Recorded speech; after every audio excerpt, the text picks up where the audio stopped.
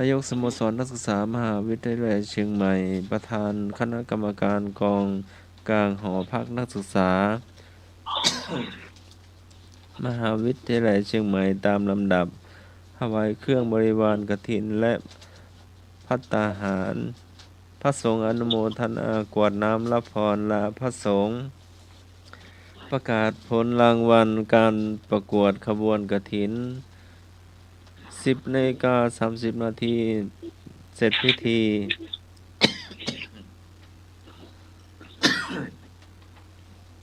การแต่งกาย ชุดพื้นเมือง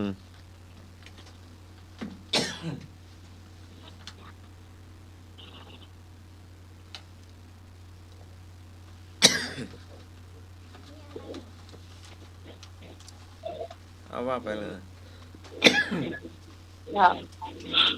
ร่างกายเรียบร้อยกันแล้วกันเนาะครับผมมันไม่จำเป็นต้องสีขาวเสมอไปเอาให้มันเรียบร้อยเพราะครับแล้วก็สำหรับวัดดอนตันเนี่ยเจ้าจากวาหินกับวันเสาร์ที่1 พฤศจิกายนก็เป็นวัดดอนตันนะเจ้าจะเริ่ม9:39เหมือนกันเจ้าถ้าไผมาช้านี่ก็ระวังนะเจ้าจะไปเจอขบวนที่ปากซอยนี่ก็เข้ามาบ่ได้เหมือนกันเนอะถ้าจะเข้ามาทั้งบ้านทั้งหมดนี่นะต้องหาทางเข้ามาก่อนนะเจ้าหรือว่ามาก่อนเวลา9 โมงนะสัก8 โมงครึ่งต้องมาถึงละถ้ามาอ่านจะเข้ามาได้เนาะไปเจอขบวนกวางอยู่ห้างต้นมีนะน่าจะมีนะอย่างตัวเนาะมัน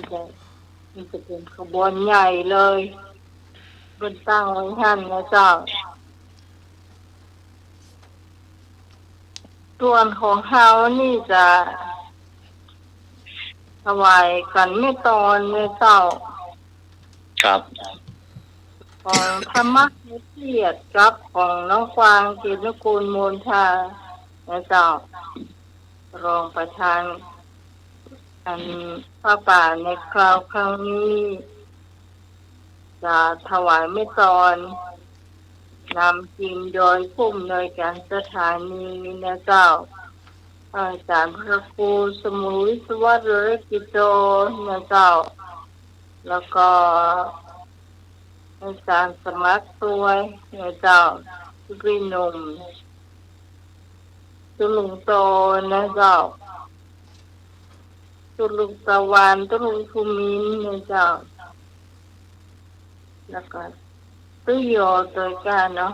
เจ้าตีหูก็อาจจะมีแหมหลายท่านหลายคนสามเณรเนาะสามเณรจะไปเจ้าใดก็ได้จะมาหมดถึงหมดก็ได้เจ้าสามเณรอยากมาก็มาเต้อนอมาโลดแดงไปอาจารย์สมัครแดงเนาะตาบอยเนาะก็มีรถใครครับพอมันที่พรถ้ามาบ่ได้ก็โทรหาอาจารย์สมัครเนาะแล้วก็น้ำใหม่ก็เฮ้อเบอร์ของอาจารย์สมัครไปแล้วเนอะพี่พรเนอะใส่ชุดอันยังรออยู่ตรงใดตรงไหนก็บอกอาจารย์สมัครสวยเนาะจะได้ไปฮับกันถูกแกแบบแกไม่ได้มาตาสารแต่แกจะมารถแดงแต่ว่าจะพยายามหารถมาเองก่อนถ้ามาไม่ได้เลยเองก็จะมาตอนอาจารย์สมัครนี่ว่ามันยากตรงว่า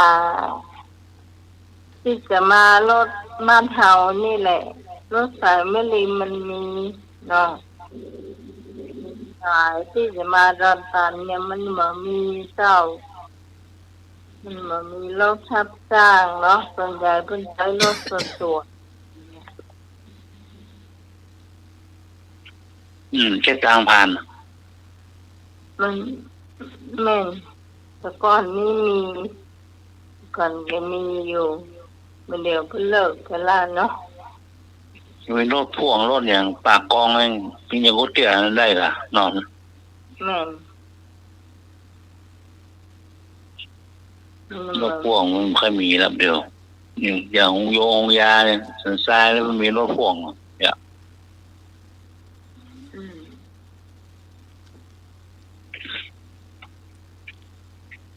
ครับป่าโดนตัน พี่นานเสียสีลา1 วันนะเจ้าวันถูกมาอยู่ ครับ มิจะไม่ตื่นว่าเจ้า นี่ไม่ตื่นบุญเลิก ไม่ตื่นอาจจะลักฟังอยู่บ่ฮู้เนาะก็วันนี้ในลักก็ลานะเจ้า ครับ สำหรับเนน้อยเนน้อยวันนี้จะมาอีกไหม รับแล้วค่ะ อ่านหนังสืออยู่ อ่านหนังสือ ไม่ใช่อ่านหนังสือไม่ใช่อ่านดูโทรศัพท์นะ โทรศัพท์สายไม่ดี แล้วก็แบตหมดก็ชาร์จอยู่ เก็บมาอยู่ อืม จ้าอืมจะเอาเรื่องอย่างมาอู้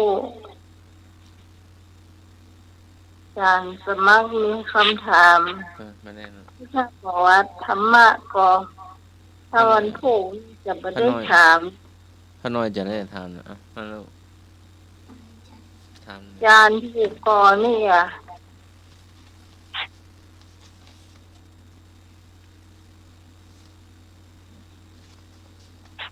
ศีลข้อ 2 ปฏิขึ้น บัญญัติขึ้น บัญญัติขึ้นเพื่อปกป้องการล่วงละเมิดเรื่องใด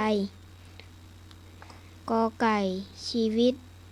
ขอไข่ ทรัพย์สิน คอควาย ร่างกาย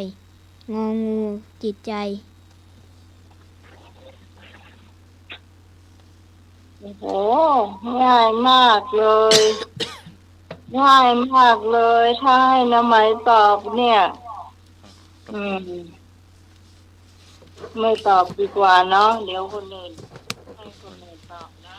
ทบทวนครับ ทบทวนวันที่ใกล้ ทบทวนครับ วันที่ใกล้ ศีลข้อ 2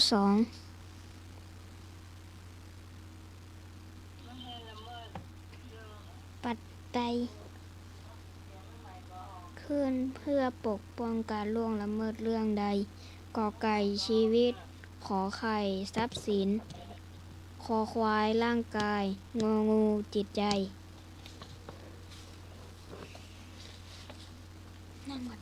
เราโทรเข้ามาได้เลยเจ้า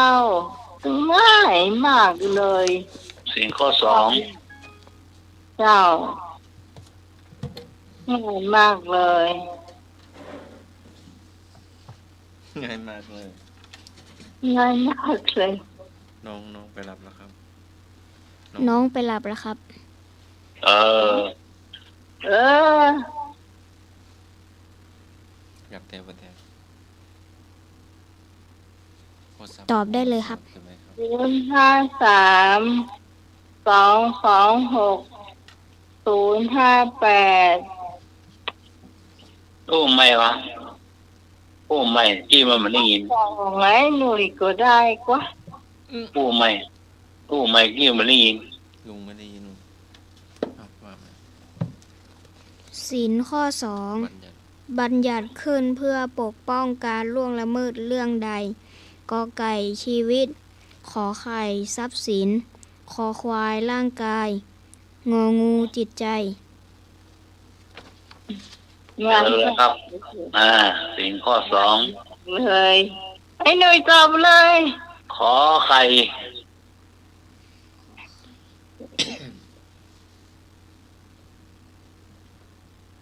ขอไข่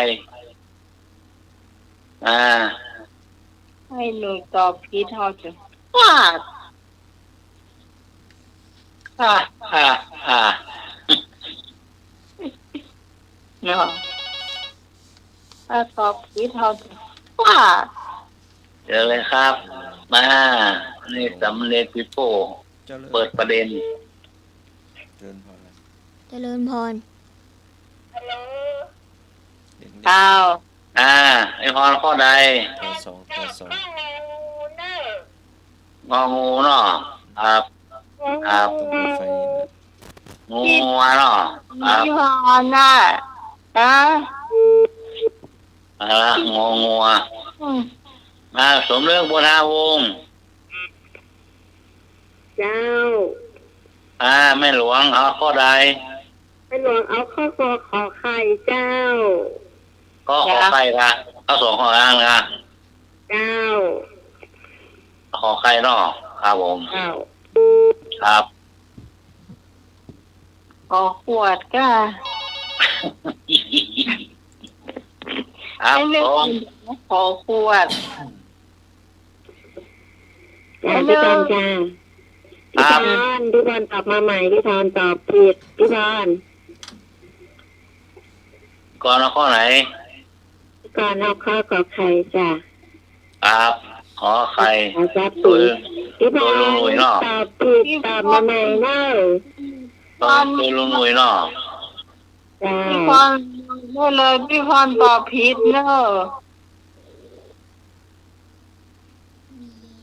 ผมบอกได้เลย ข้อนี้มันง่ายมาก เดี๋ยวผมจะเลือกข้อนี้ จบ ไอ้ต่อพ้องให้กำลังใจจำเนวิโดเนี่ยสละเวลามาให้คำถามคำตอบนะ เจ้านี่พี่โป้คนพี่ครับ สามเณรปีโป้คนพี่ครับ โอ้นี่คนน้องอ่ะ โอ้ คนพี่ครับ คนพี่เนาะ คนร้องรับ ใครมาตั้งชื่อแล้วหมดกันเนี่ย แม่ยมแม่เลยยมพ่อ อันนี้เป็นนั่นขนมเนี่ย แม่ตั้งชื่อให้ครับ อ๋อ เนาะปีโป้เนาะ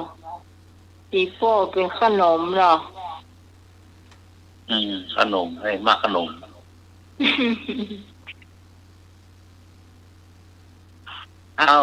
ไม่มีใครตอบเฉลย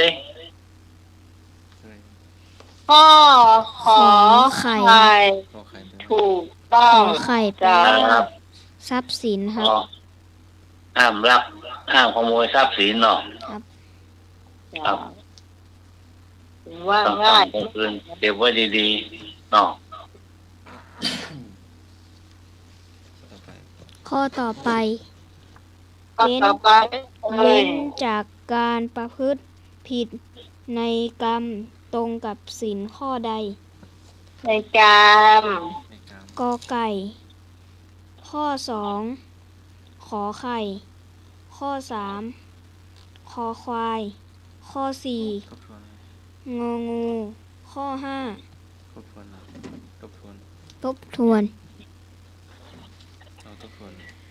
เว้นจากการประพฤติผิดในกาม อ่านดังๆเลยลูก การประพฤติ การ ประพฤติ ประพฤติผิดในกรรมตรงกับ กาม ก ใน รรม การ กออามอกาม ตรงกับศีลข้อใด กอไก่ ข้อสองขอไข่ ข้อสามคอควาย ข้อสี่งองู ข้อห้า โอ้มันอยู่ในศีลห้าหมดเลยเจ้า สุดยอด สุดยอด สุดยอ ค ด นเราต้องมีศีลห้าถ้าไม่มีศีลห้าก็ มาตอบเลย053 226 058พี่พรในละวันห้ามตอบผิดเนอะ ผิดก็คือผิดในกามข้อใด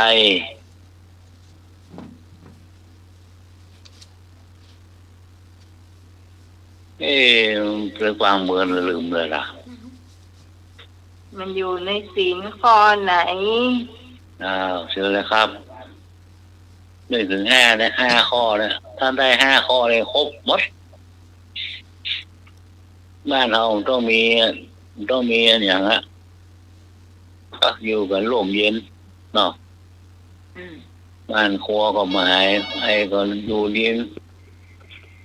ศีล 5เกี่ยวกับหมาย ไอ้นึกสินข้อไหนไอ้นึกโทรมาแล้วนะไอ้นึกยังมาตอบ มาเนึกมาสมเลิกบุทาวงศ์ ไอ้พงไอ้เอกหายไปไหนหมดอะ ท่านนั่งตรง พี่ตอง ก่อนข้อใด มาตอบ พี่กรณ์เอาข้อ3เจ้า ๆ ครับ ข้อ 3เนาะ เจ้า ครับมาตัวพี่กรณ์นะข้อ 3 ข้อสาม ตัวส่วนเนี้ยล่ะ ครับ ไม่ได้ฮะ ครับ ฮัลโหล ครับผม ฮัลโหล เจ้า เจริญพรนะ เจริญพร พี่น้องสุภาพตอบข้อ3เจ้า อันนี้โทรมาจาก พี่สุพินเจ้า โอ้ครับสวัสดีครับครับผม อยู่แม่ ข้อ 3เนาะ เจ้า อยู่วัดหยัง ค ค รั รับ บ สุพินพูนก้างสันโป่งก่อน วัดก้อมเจ้า วัดกระต้อมนะครับ วัดถันก้อมครับ วัดก้อม การก้อมเนาะ กัดข้อมกัน การก้อมครับผม เจ้า สปีดการก้อม ไม่มูลหรอไม่มูลการก้อมหรอ อันนี้แม่ยุพินเนี่ย ไม่ยุพิน ฮัลโหล ไม่มูลการก้อม ฮัลโหล ครับ พี่พร ไม่มูล พี่พรน่ะโทรศัพท์แกชอบปั๊บอ่ะ ไม่มูลมาไม่มูลธันวา5 ธันวา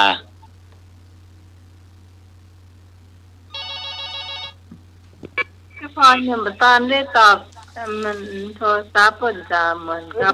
โทรศัพท์แกเป็นอย่างกับหูพี่พร ครับ แม่ขนาดน้องโทรไปหาแกนะ มันเหมือนจะเหมือนกับแกตัดสายอ่ะ เป็นอย่างกับหูโทรศัพท์เปิ้นอ่ะ ครับ ตั้งโทรศัพท์เปิดน่ะ ไม่หลวงเอาข้อใด มันลงไปเอาข้อ3นะข้อควาย ข้อ3เนาะ ฮะ ข้อควายเนาะ ข้อ3นะสินข้อ3นั่นแหละ เจ้า ครับ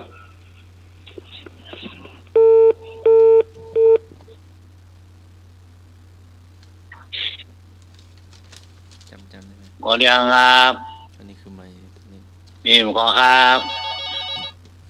เออ มีนะ ฮัลโหลน้ เจ้า องไหน เจ้า มีคืน แล้วน้องไหน จ้า พี่พรได้ยินแล้วตอบเลย เดี๋ยวข้อ3เด้อ ครับข้อ 3เนาะ เจ้าข้อ3 ครับ เอา ข้อ ละ 3เนาะ เฉลยละเนาะ เอา คุณต เอา อบ อันนี้เพลง เมียน้อยท่องเลย เจริญข้อหนึ่ง ข้อที่ถูกต้องคือ ข้อที่ถูกต้องคือข้อ3ครับ ว่าไง ข้อ 3 ข้อกรรม เว้นจากการประพฤติผิดใน ไม่ใช่ กาม เป็นมา ตรงกับศีลข้อใด ข้อ เป็น ที่ บาลี ถูกข้อขอไข่ ฟังได้ไหมถ้าเป็นบาลีลูก เป็นมาเลีย กามี กาเมสุมิจฉาจาราเวรมณีสิกขาปะทังสมาธิยามิ โอ้เก่งสุดยอดจ้ะอย่างนี้อันนี้นะไป ต่อไปเอาเนี่ย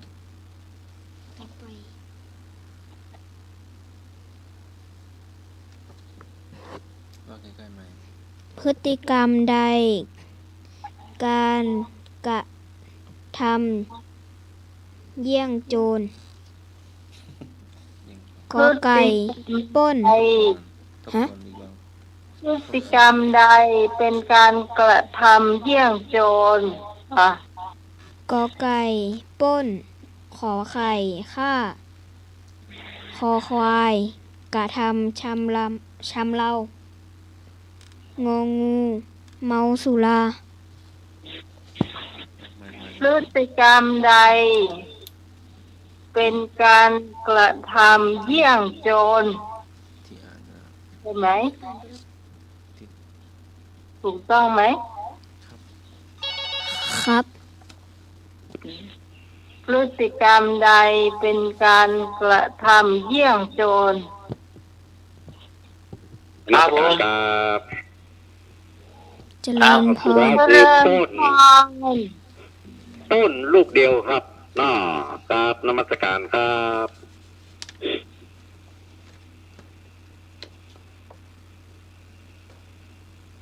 ต้นอยู่ข้อไหน เขา ใช่ ไม่ นะ วางอาจารย์ ระวังขออนุญาตหน่อยครับ ขออนุญาตหน่อยครับ ขออนุญาตบ้างครับ โอเค กอไก่โจรเหรอ บอก กอไก่ปล้นครับ กอไก่ปล้นขอไข่ ฆ่า ฆ่า คอควายกระทำชำเรางอก ระ งู ทำเอา งองูเมาสุรา โอ้เมาสุรามันมามีป้อนนายเฮ้ยมันต่อไปดู มีกระโจนนะกะเนาะ มีโจร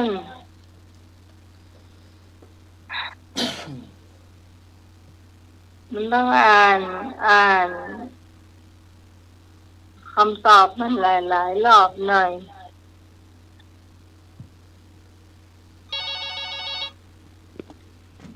หาย พ่อ เสียง เสียข้อกอไก่เน่า ครับ โจรเนาะ กอไก่นะ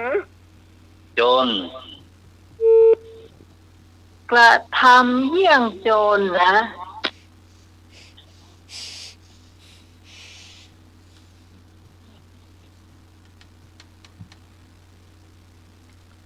มันเป็นการกระทำนะการกระทำเยี่ยงโจรนะ ทำยิ่งโดนเอาข้อไก่นะครับพ่นนะครับ มันมามีคำว่าปล้นไหน ว่าคำนะตามคำนะ อ่านใช่ไหมลูก อันไหนกอไก่ กอไก่ ข้อกอไก่ ถามก่อน พฤติกรรมใดเป็นการกระทำเยี่ยงโจร กอไก่ปล้น ขอไข่ฆ่า คอควายกระทำชำเรางองูเมาสุรา เอาข้อไก่นะครับ ก็ไก่เนาะปล้น ที่ว่าโจร ปล้นสวยโหงนะอัน ไม่หลวงไหม ที่ก่อนด่าที่ก่อนด่าปล้นไงไอ้นุ้ยเขาพากันไปปล้นเนาะ ครับผม ปล้นอย่าง ปล้นขี้งอขี้ควาย ปล้นปล้นทำบุญกัน เอาสตังค์ไป เอาสตังค์เอาไปทำบุญกัน ปล้นน้อมสีอ่ะ เกิดมาเป็นของใครเนาะ โอ้ปล้นลำโพงกะ ปล้นไม้กะปล้นไม้ยื่นหมดละ เอาปล้นนั่นแหละเขากอไก่นะเจ้า ครับพูดไม้เราไปก่อนเนาะ เจ้าต้นทับป่ามันพูกมันหือเนี่ยกะ ครับหยุดไม่จริงไม่กล้าหยุดห้าม ก็เนาะ ยกมือขึ้นนี่หรอ หยุดหันหน้าเข้าโค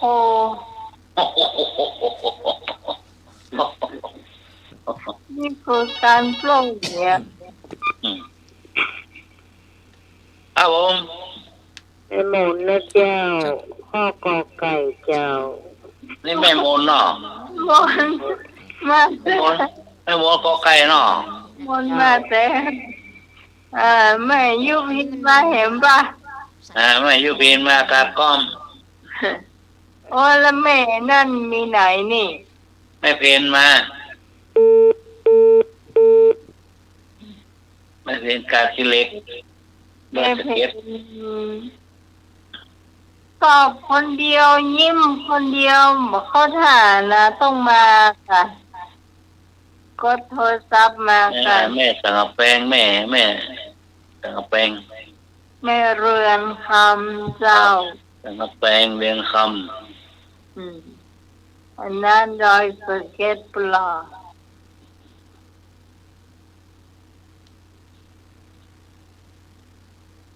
ำเอาเฉลย เฉลยข้อหนึ่ง ให้ถูกไหม โอ้มาละเดี๋ยวก่อน เดี๋ยวกันนะ เออ ช้าไปแล้ว เฉลย ตอบ ข้อ ข้อกอไก่ครับ แต่ว่า ครับ แต่ว่าปล้น แปลว่าปล้นครับ ไม่ใช่แปลปล้น ปล้นครับ กอไก่ตอบว่าปล้น กอไก่ตอบว่าปล้นครับ ครับกอไก่ถูกต้อง ถูกหมดเลย ครับ วันนี้สบายในน้อยเป็นคนถาม ครับ วันพรุ่งนี้นี่ปะท่อวางให้ดีคำถาม นี่น้อยเมตตาเรานี่นะเรื่องปัญหามาตอบ แอบสลับข้อต่อไปแอบสลับรองเท้าของตนกับเพื่อนมีราคาแพงกว่าเรียกว่าอะไรกะ กัน กอไก่กะกันโชค ขอไข่สับเปลี่ยน คอควาย เบียดบ้าง เบียดบัง งองู ตะบัด ตะบัด อ้าวทำล้อม สำรอบหนึ่ง ไม่ทัน โอ้ตอบ ขอใครนะครับตัดเปลี่ยน ครับเปลี่ยนเนาะครับผม แดงและเขียวอันแดงข้างเขียวข้างตัดเปลี่ยนกัน ครับ อันนี้แมวเนาะทงเนาะ ครับผม โทง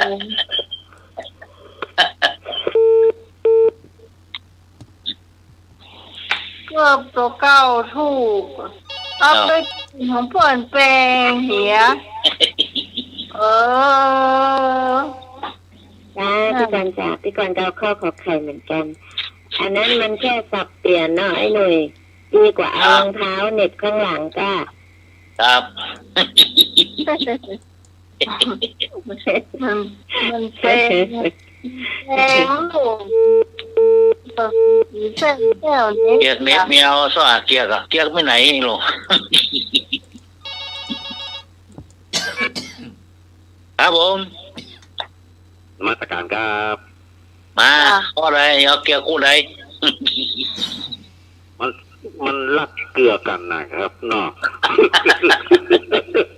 มันรักเกลือกันนะสลับกู้เนี่ยเนาะถ้ามันรักกันนะครับก็ เออ ครับมาตรการครับ รักเกียกว่าแวตีมันใหญ่ใส่ไม่ได้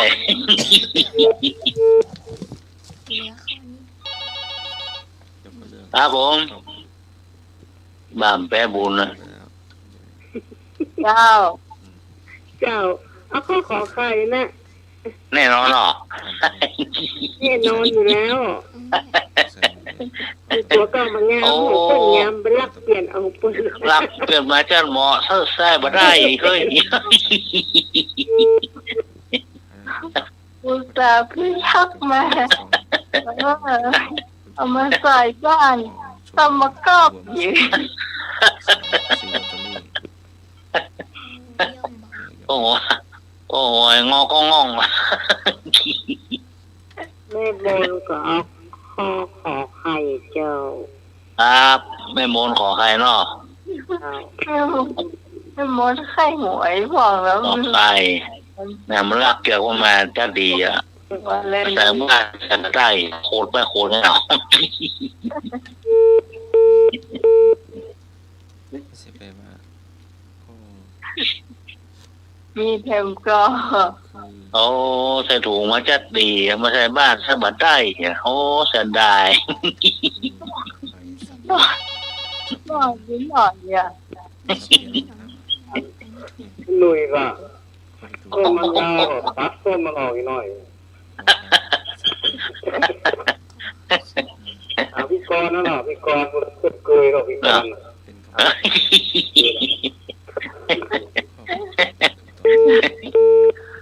สิ่งเก่าอย่าเนาะ ใช่พี่กรณ์ขนาดจำเมื่อนรองเท้าของน้องใหม่นะมันยอมลองติ๊กอะหัวใจมันได้วะเออ ไม่เอาเหลือรองเท้ามันยังเมื่อย โอ้อันนี้มันมีแต่ลูก โอ้โห มันอุตส่าห์ซื้อหื้อตะ ฮัลโหล โอ้เจ้าพี่พร ก็ได้มา เราเข้าปลาไก่เล่นน้องไหน ครับ เจ้า ก็ไก่เนาะ เจ้า ครับก็ไก่ ลูกเจ้า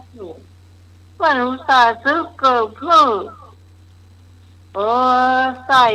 เป็นไข้ว่าไข้หักลองหัววะความเจ๊อีกก็มีเนาะจะใส่ยังไงใส่ห้องยาก็ใส่เก่าๆนี่เออ ขวานมันติ้นน่ะหรอ ไอ้เรื่องของพี่กรณ์นะถ้ามันยาวพี่กรณ์ก็ไม่ตัดไหนนะพี่กรณ์กลัวเขาสลับเนาะพี่กรณ์เอาเน็ตไว้หลังเหมือนไอ้หนุ่ยบอกของน้องใหม่ก็มากล้าใส่เพราะว่าอย่างเท้าพี่กรณ์มันใหญ่อ่ะของน้องใหม่เท้าน้อยเดียวต้องใส่ไว้ไอ้หนุ่ย โอ้เกี่ยวมันนะเกี่ยวมันตึกเกี่ยวตึงอ่ะพ่อเปิดโบนบ่อย่างพ่อไม่ได้มันเหมือนเปิด ตอนน้ำมันเกิดเมื่อไหร่น้อยเดียวใส่ไม่ได้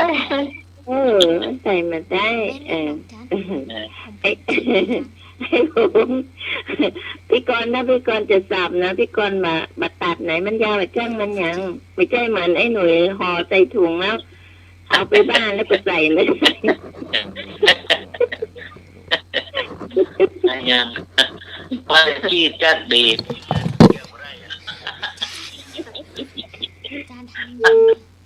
โอ้ยนี่นิสัยเก่า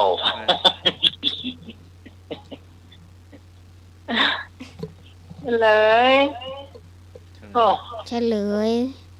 ข้อขอไข่ เป็นข้อที่ถูกต้องครับ ตอบว่าอะไรครับ แต่ว่าสับเปลี่ยนครับ ขอใครสับเปลี่ยนเนาะ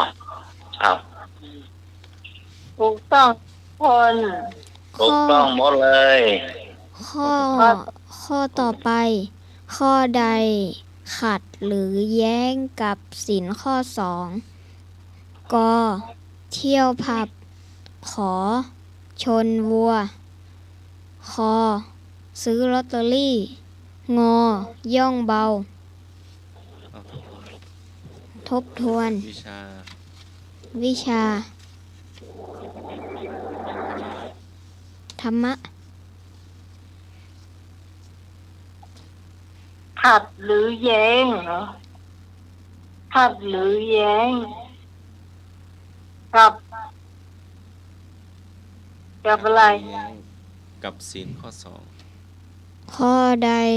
ขัดหรือแย้งกับศีลข้อ 2 กเที่ยวผับ ข ขอชนวัว คอซื้อลอตเตอรี่ งอย่องเบา คอควาย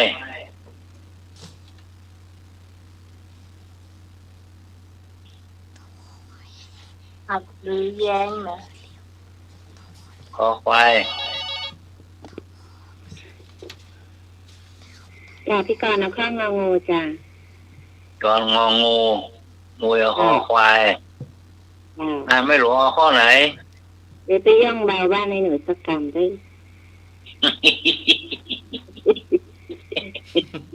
ย่อง ผมไม่ย่องหรอกผมจะความเอา อันหน่อยเดี๋ยวจะบอกว่ายุดเอาไม้มาอีล่ะ ไม่มีค่ายกมือขึ้น ดิ้นได้กะ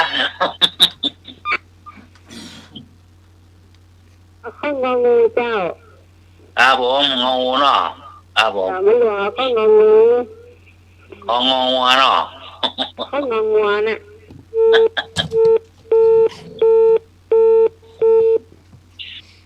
ขอบคุณครับ งองูงองูเหมือนกับว่า แล้วก็คือนี่เป็นย่องเบานะ นั่นน่ะ ครับผม ข้างงองู ผมเอาข้อใด ข้างงองูอะไรอย่างก็ งองูงองูมันก็เป็นลักทรัพย์นะหรือแย้งสิงข้อสองอ่ะ งูย่องเบา ย่องเบาน่ะอะไร งองู ย่อง ตัว เบา นั่นก็ ย่องเบา ย่อง ง เบา อ คือ งู กัน ย่อง ข้อ เบา ที่ถูกต้อง ถูกต้องก็ถูกต้ม ถูกต้อง ถูกต้อง โอ้ยโหมารูนกินเรียบ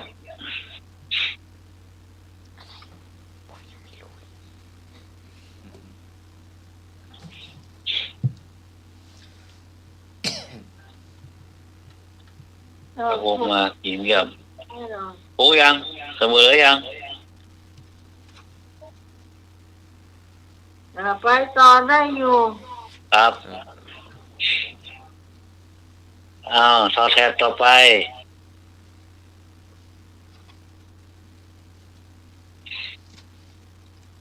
เนี่ยจะต่อมาโลดเนี่ย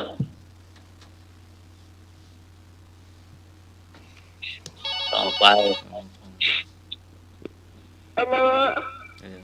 ครับ ข้าวกอไก่เด้อ ครับขอไก่เนาะ ถาม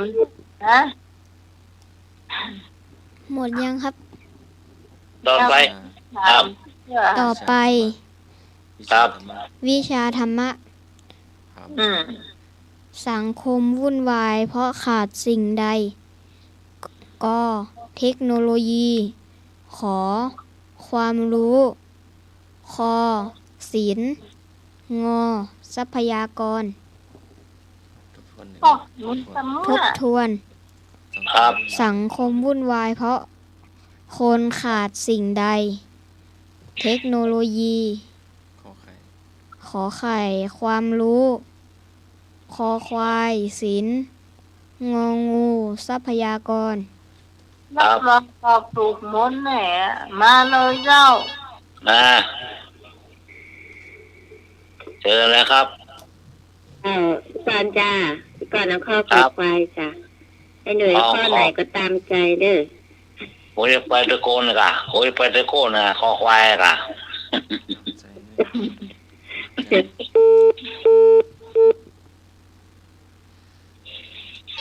ชิญเลยครับ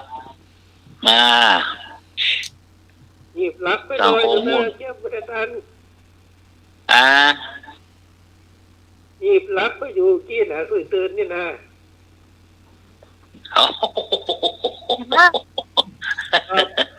โอ้มันอย่างม่วนนั่น รับเก่งล่ะ เอาข้อควายเนี่ยตัวเองก่อนเนอะ ครับ รับเก่งนี่ข้าได้เงาด่าโอ้เขาเลยมาโลกสาแจ้งเนี่ย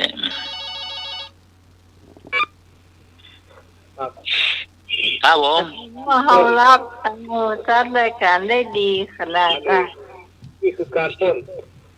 บิ่มผมใดก็บิ่มผมใดก็ใดอันยองคนยองบิ่มผมใดก็ใดยองคนยองควายนะครับ ผมคอควายเนาะ ครับควายอ่ะ ครับผมคอควายเนาะมาช่วยกันผลไม้ละมือช่วยละมาหากิน ไอ้ก็บ้านเสียไอ้คันหายไปไหนยองวันลื่ ครับ มา คำตอบสุดท้ายคือธรรมะเนาะในใจครับ คนมันขาดธรรมะครับเนาะ ต้องมีละมาเนาะครับไม่มีละมาแล้วโลกวุ่นวายเนาะ มีว่ะก็ขอของมีว่ะ นี่ล่ะศีลน่ะก็ ใส่ผิด ก็ควายนั่นแหละบัฟฟาโล ครับผม ใส่ผิด โอ้ บัฟฟาโลเนอะ โอเค ถ้าเป็นพวกน้องใส่ผสม แค่โอเคใจอ่ะ โอเค ควายเป็นฝรั่งวะเลย ธรรมดาลูก ไม่ใช่ธรรมดา ABC เนี่ยแน่ลูก โอเค เนี่ยบัฟฟาโลอ่ะ สวดมนต์ เอาเท็กเซอร์เอาเปิดเผย ข้อที่ถูก ศีล ข้อคอควายศีล อ่าน เป็นข้อที่ ศี ถู ล ก ธร ต้ ร อ ม ง สังคมมัน อ๋อ สังคม ถูก วุ่น ต้อง วายเพราะขาด ขาดศีล หนัก ข้อ เลย เพราะขาดศีล ครับเนี่ย หาข้อ ศีลธรรมไม่มาโลกาจะอย่างว่าเพราะว่า แต่มาการประกรรมเราเอาอย่างยาก จำมันได้ยัง หน่อย จะทำเห็นคำนั้น จากสมัคร ถา ถาม มครั้งครับ แบบบอกต้องมีช้อยอ่ะ ให้ผมพูดสมัยนี้นะนี่ อะไรยากๆอ่ะ เอาแบบยากๆแบบบอกมีช้อยอ่ะ ก็แบบไม่มีสายอ่ะ การนี่ก็ขโมยของ เอาอันตรายอ่ะอันตราย ข้อก็ขโมยของเพื่อน เอา ข เอา อ มันเป็นอย่าง ยิง นี้ นก คำ เขา ถาม บอกว่าไม่ต้องการช้อย ข้อโกหกครูงอเสร็จยาบ้า ขอยิงตรงตกปลา ทยิงขอ ำเค ไข่ ย ถามว่า ถามว่า ศีลข้อสองคือข้อใด สินข้อสองคือข้อใด ก็ ก็ขโมยของเพื่อน ขอ ยิงนกตกปลา คอโกหกครูงอเสพยาบ้า ศีลข้อ2เนาะครับ เอาข้าวขอไข่ยิงนกตกปลา ขอใครเนาะ ศีลข้อ2นะพี่ ไม่ใช่เอาลืม นะ เดี๋ยวตามใหม่ลืม ข้อที่เราก่อนทิศ ยกเลิกละ ที่สั่งข้าวกอไก่เนอะขโมยของเพื่อน ครับ พี่กะอย่าตัวพี่ตองเนี่ยเอา คนเมืองว่าใดเขาบอกว่าถูกเอาพี่ค้าในนิ้วเมินนะ ข้างเมืองว่าใด ครับคำตอบสุดท้ายคือขโมยครับเนาะ ครับ ขโมยครับครับ ครับ นมัสการครับ ครับกอไก่2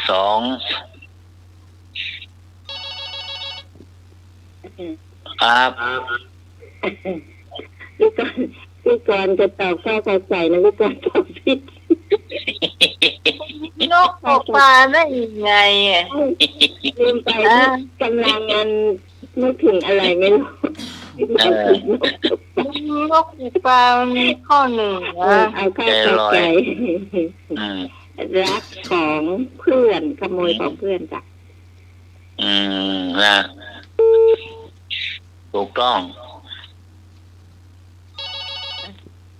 ครับเจอเลยครับ เอากไก่นะครับนักของ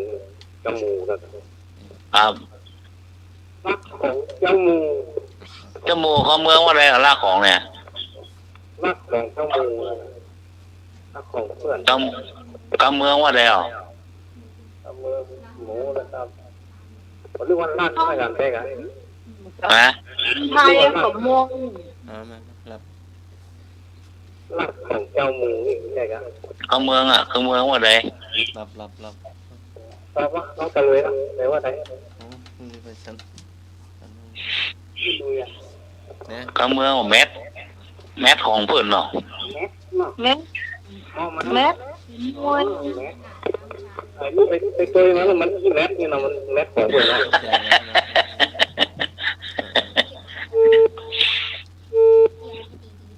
โอ้นี่มือมวย เปิดอ่ะ โอ้ย อันนี้เดี๋ยวเราไม่ทำดีกว่า จะถามว่าเดี๋ยวไม่มีช้อยเลยถามว่า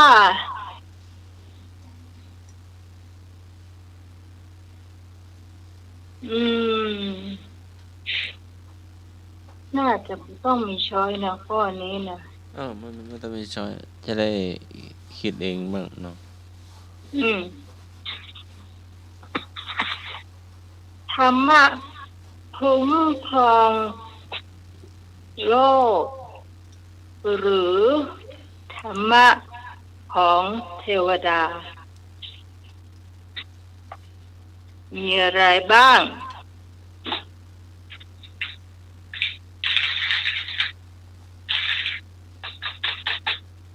คิดเอง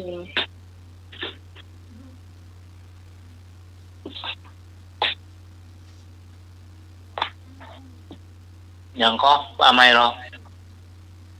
ธรรมะคุ้มครองโลกคุ้มครองโลกของเราทั้งหมดทั้งมวลน่ะ ธรรมะคุ้มครองโลกครับ อย่างหนึ่งว่าธรรมะของเทวดา คืออย่างพ้อง ธรรมะของเทวดามีอย่างพ้อง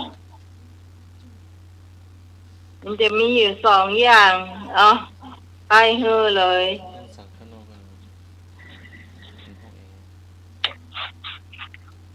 คิดเองเจ้า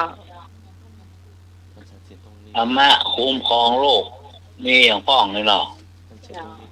ธรรมะคุ้มครองโลกหรือเรียกอีกอย่างหนึ่งว่าธรรมะของเทวดา มีอยู่สองอย่างสองอย่างเนาะสองกรรมเนาะ ละถ้ามีสองอย่างมันก็เหมือนยุ่ง มีศีล มันก็เหมือนยุ่ง มีศีลเนาะ บาใจบาทุกว่า ถูกเนาะ ชั่วโมงนึงคืนหลับ มีธรรมะ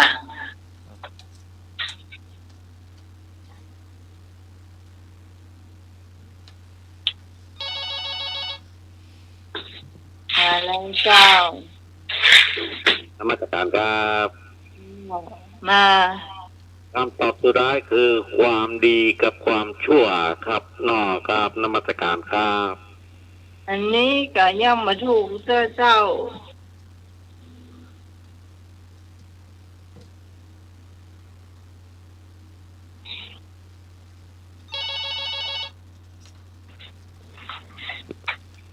มีธรรมะและอัตธรรมครับ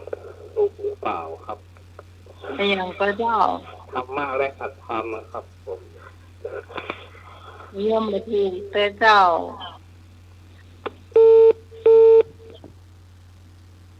มันมีมันอยู่นักธรรมชั้นตรีอ่ะ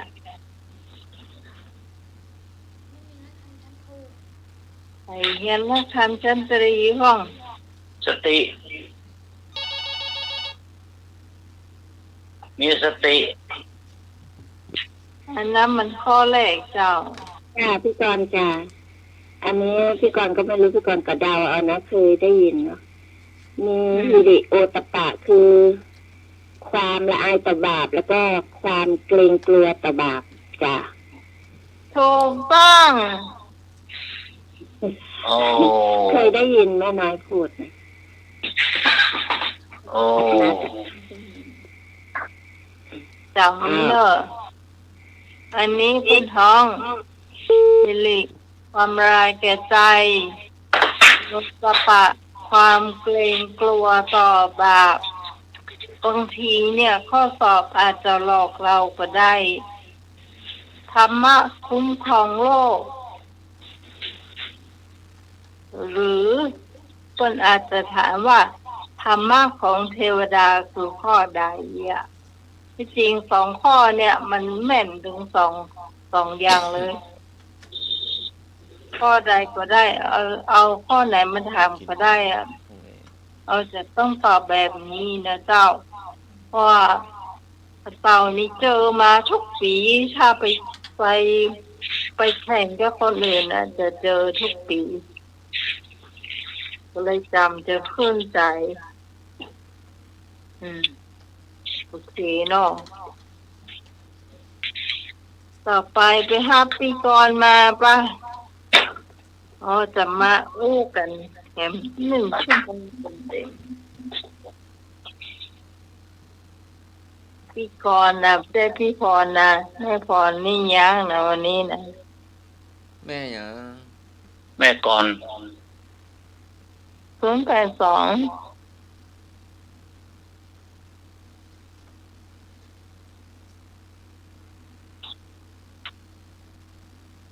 แม่ก่อนตนน้อยๆนะครับ ด้วยนะ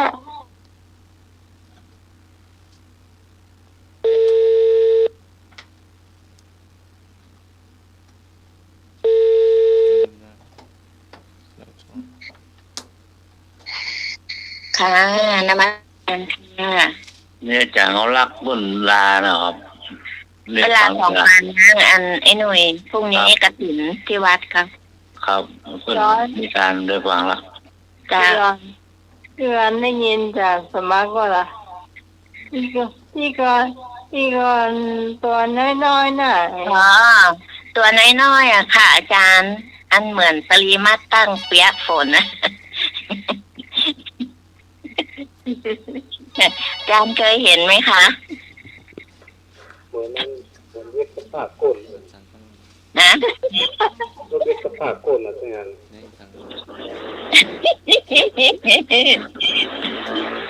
ถึงปืนนี่มากอ่ะ รู้ได้ไงจะไม่เคยเห็นซากเตื้อ รถเวทภาคก้นอ่ะถึงปืนนะ ไม่ถึงขนาดนั้น เอาสังเกตเอาสังเกตการ ก็อยากนะไอ้พงษ์ก็อยากเห็นก็ไม่เจอกันวัดดอนตัน ไปอ่ะมันตักกันขึ้นมันใหม่ถ้าว่ามัน ไอ้ ตัก พงษ์ มารับไปขึ้นบ้านใหม่ก็ได้ก่อนก็ได้แล้วก็มาส่งที่วัดดอนตัน ก้างมันเข้าไหนอันไหนพอไปไหนไม่สบายอ่ะพอน่ะ น้องพรไม่สบาย มันเป็นไรมันไม่สบายนะ มันไม่สบายเมื่อ วันนี้วันนี้มันได้กินกับข้าวเลยเนอะ ไม่พอแม่ คนทำกับข้าวไม่สบาย สบาย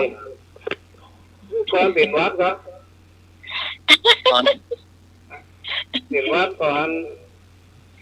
จังหวัดก่อนมันได้เงินเดือนก็ลาออกไปกันเขาเลยเปลี่ยนแล้วอย่างนั้นก็ บัตรใครได้ของเขาหรอกเป็นจังหวัดก็เป็นไปอ่ะ อันนี้เขาได้เงินเดือนเขาก็ลาออกไปแต่บอกเปลี่ยนแล้วมันได้เงินเดือนนี่ค่ะ เออเอา จะได้เงินเดือนเดี๋ยวมันจะเป็นหมื่น เป็นเมื่อเนาะคำมองมาถึงง่ามาตากฝนเงินใส่หมวกนี่ มันมาตัน มันมาตันพุทธาอย่า มันไม่พุทธากะ มันไม่พุทธา มันไม่พุทธานะมันบดแท้ โอ้มันมาไวอ่ะแล้วของเพื่อนจะเปียกเนาะโอ้วิ่งเอาผ้าเต็นท์คลุมเนี่ย โดน ของไม่เปียกหรอกหัวคนเปียก ไม่โกเปียกคนเปียกโอ้ล้นไม่เป็น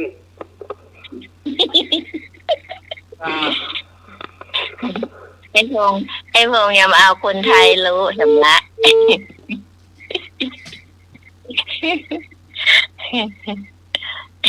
มันบัดเต้น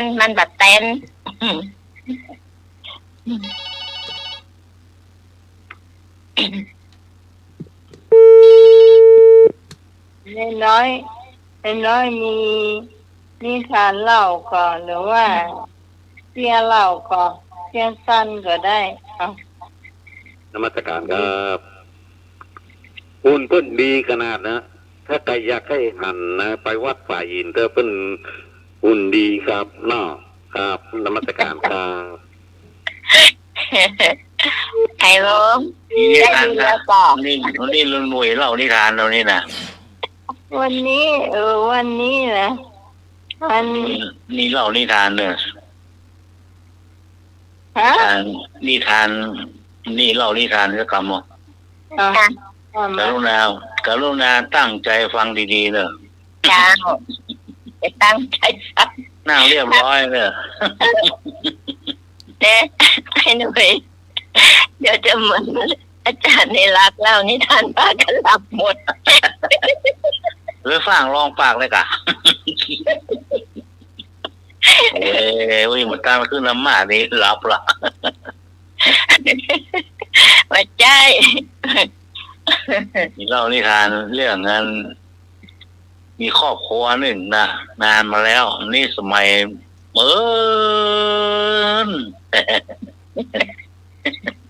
ื่อ ลำไปกา เมื่อไปแค่รับแล้วล่ะ ลากเสียงยาวล้มไปลูก ได้เมื่อไปนี่เดี๋ยวเขาหาวทอดหม้อ มีครอบครัวหนึ่งนานมาแล้วเนาะครอบครัวนี่ก็มีปลาให้พอกินพออยู่เนี่ยมีอยู่มีลูกสาว2 คนเนาะเนี่ยลูกสาว2 คนครอบครัวนี่ลูกสาวมี2 คนก็ครอบครัวก็รวยก็บ่รวยตุ๊กก็บ่ตุ๊กปานกลางเนาะแล้วก็ลูกสาวเมินเข้าอย่างไปก็เป็นสาวแล้วเนาะใหญ่มาเป็นสาวหมดละเนี่ยแล้วก็2 คนเพิ่นก็มีบ่าวมาขอเนาะมีบ่าวมาขอคนพี่ได้ดีหน่อยมีแต่งงานได้แฟนรวยหน่อยเนี่ยคนน้องก็ได้แฟนบอกมาดีแล้วรวยตู้แจกกันไปอยู่คนตีคนต่างละพ่อละแม่ไว้เนี่ยอยู่บ้าน2 คน2 เท่าได้เหรอเนี่ยนาเปิ้นเนี่ยสวนเป็นลูกเป็นสวนเปิ้นเนี่ยสวนเข้าเมินละที่เติงลูกจะไปหาลูกเนาะแม่ว่าถามพ่อไปเอาหาภายก่อนลาไปอีใหญ่ก็อีน้อยเนาะพ่อว่าโอ้บุคคลเตะโก้ยแม่ละสูงพอดีเตะก็มีเอาเขากินพ่อบอกเนี่ยคือปูได้ก็เก็บก็เตะเก็บอันอย่างใส่ซาใส่อย่างไปเยี่ยมลูกอย่างลูกสกรรมละมือละไปหาโจทย์ไปหาลูกคนเก่าไปหาลูกคนเก่าออกมาหาพ่อแม่ตีเอิ้นเข้าไปหน่อยก่อนโอ้อย่างมาเร็วมาอย่างพ่อไปไม่ใช่ว่างต้อนรับเนาะ แม่มันได้ยินใส่น้อยโอ้ยงานอ่ะอันมีอายุไอ้ก้อยต้อนรับในหัวกำเพิ่มปัญหานะดอกหัวเหมือนเปิ้ลหรอกโอ้ง่ายเนาะมันต้องมาเดี๋ยวปิกไปก่อนเถอะไปหาอีน้อยก่อนเดี๋ยวต้อนรับก่อนเนาะอีกอันนี้ของตู้รองเลยเปิ้ลเดี๋ยวอย่างนะเหมือนพวกเด้อ2 เท่าแล้วก็จ้างว่าได้ข้ามไปยังเนาะไปให้น้อยก็ได้ก็เราบ้านผัวโซลมาใครไม่เอาหาเอาพ่อแม่มาโอ้เฮียมือเพิ่งขึ้นมาโอ้เพิ่งเหมือนมาที่คุยไปว่าไรโอ้แล้วผัวว่ายังไปมาอยู่นี่โอ้ต้องยุ่งกับมันนะก็ต้องยุ่งมันไปว่าไรนี่ก็น้อยมาตัวอยู่บนน่ะชั้น2น่ะมีขึ้นไดฮะโล่นมีไม่ยิงนี่ก็โล่นขึ้นไดอ่ะก็เลิศโต๊ะคนใดมาโต๊ะลงหลุมมันแล้วพ่อเส้นเลือดแตกอะไรอย่างแต่ละเป็นตักเบี้ยวปลาบีเลยตักก็ได้ไหมโต๊ะคนใด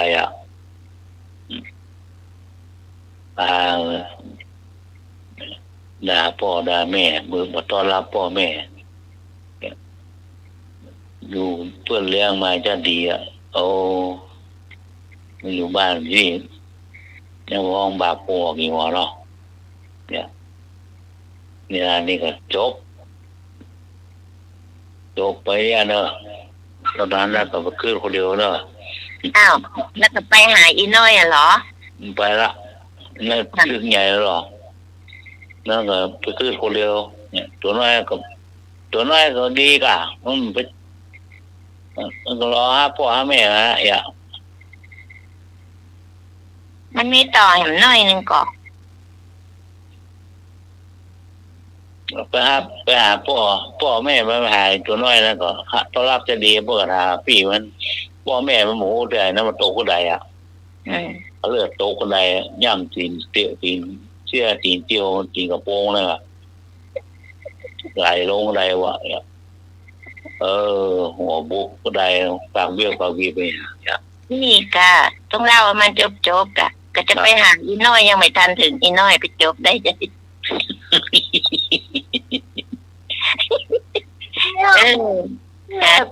เตียวแยมเสื้อตีนเตียว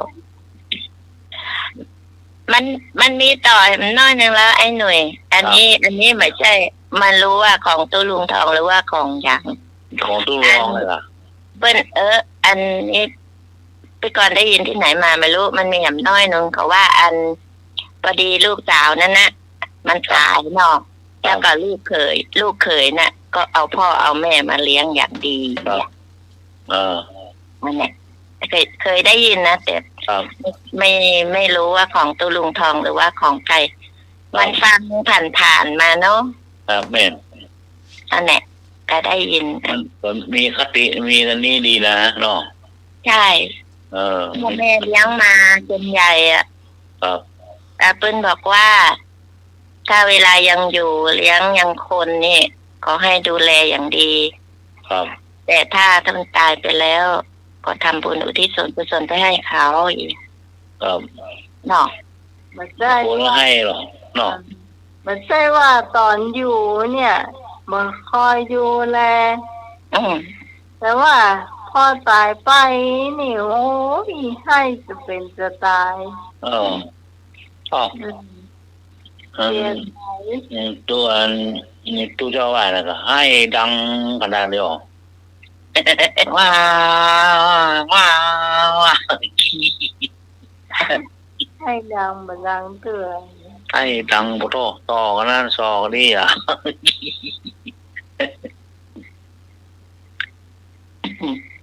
ความภาคตู้เจ้าว่ามันแรงน่าจะดีมันมีอันนี้ไอ้หน่อยครับอันนี้ก็ได้ยินที่เปิ้นเล่าเนาะ ครับ แต่ไม่รู้จะเหมือนเดี๋ยวไอ้พงษ์จะแย้งจะเอาคนไทยรู้นะ นั่นว่ามีชาวบ้านหรือว่าหลานมาโหพ่อหรือแม่มาโหแกตายแกก็ให้เนาะ ครับ พระเจ้าก็ไปปลอบว่ามันเป็นสัจธรรมมันเป็นเรื่องธรรมดาเนี่ย ครับ เกิดแก่เจ็บตายมันเป็นเรื่องธรรมดาเนาะ ครับ เอานั่นก็เอาจบไปแล้วเนาะแล้วทีนี้มาถึงตาอันพ่อทุกเจ้าตายพ่องให้โง่ๆแบบไอ้หนุ่ยว่านั่นนะครับแล้วทีนี้อันนั้นก็เลยย้อน อันทุกเจ้าจะให้ยังเหมือนว่าพ่อหาตายก็มาให้ได้ไงไม่เนาะ ก็ที เจ้าบุญนาเนี่ย ก็ทีอันพ่อทำตายยังบอกว่ามันเป็นเรื่องธรรมดาก็เลยสอนหรือบอกว่า อันนี้มันก็เป็นเรื่องธรรมดามันไม่ธรรมดาพ่อหาตายทั้งคนดีกว่า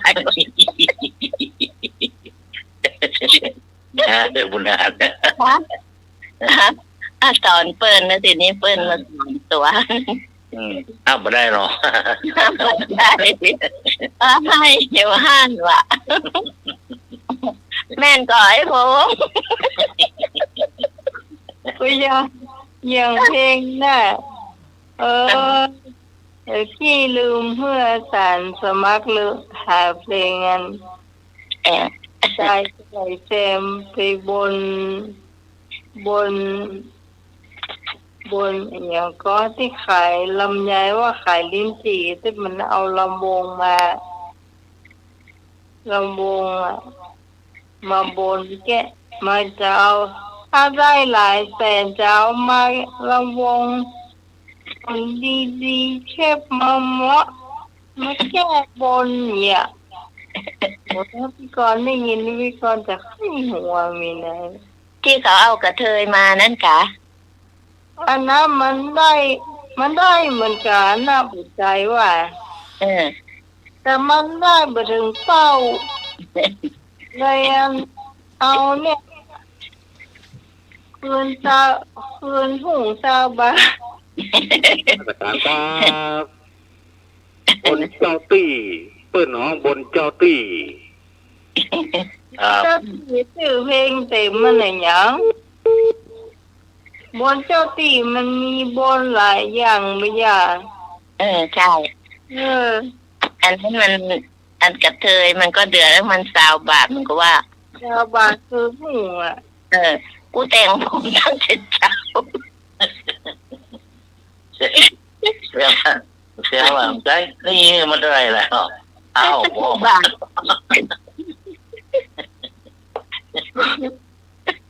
อย่างนั้นเข้าใจ คำเดียวก็มีเลยแล้วว่าเอาเดี๋ยวพี่ว่า ไปมาแต่ย่ำเงียบๆเพื่อนไงจะหันสมัครลองจิ้มพอลองเพลงเนี่ยมีอ่ะเปิดติดไตเติ้ลให้ฟัง เพลงอย่าง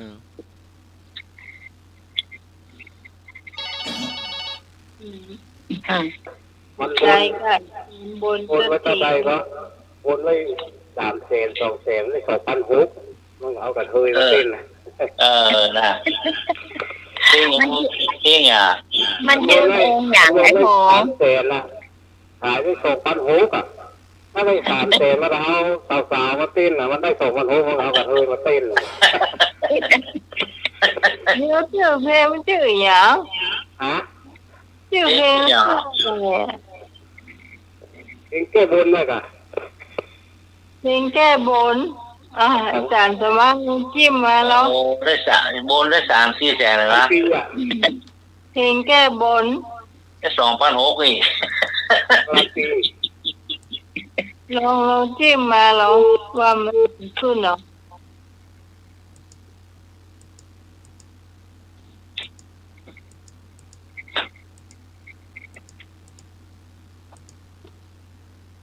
ได้ยิน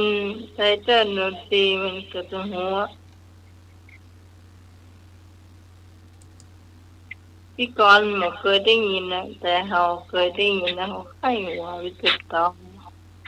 พี่กรณ์ได้ยินตอนท้ายมันอย่าที่มันเอากระเทยมาเต้น ว่าจะเอาดีๆงามๆมาแล้วมันไม่ได้คนเลยเอา แก้บนได้ได้ไปได้ ใครร้อง ของเตียของวงการันตีอ่ะวงการันตี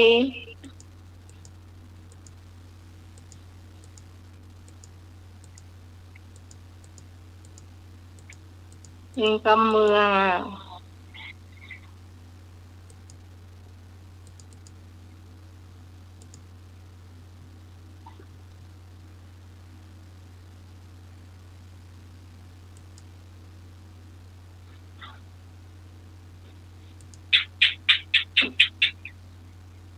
เอาก็ซ้ำหมอมีเพลงนี้